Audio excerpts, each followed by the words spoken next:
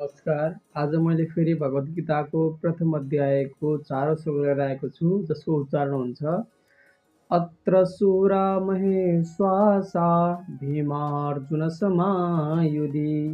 युयुधानो विराटश्च द्रुपदश्च महारथः। अत्र भनेको यहाँ, सुरा भनेको वीरहरू, महेश्वासा भनेको महान धनुर्धर, भीमार्जुन भनेको भीम र अर्जुन, समा भनेको समान, युधि भनेको लडाइँमा, युयुधान भनेको युयुधान, विराट भनेको विराट, च भनेको पनि, द्रुपद भनेको द्रुपद, च भनेको फेरि पनि, महारथ भनेको ठुलो योद्धा।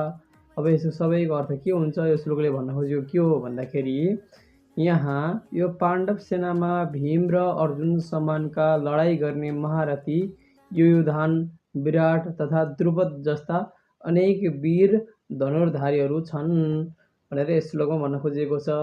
धन्यवाद।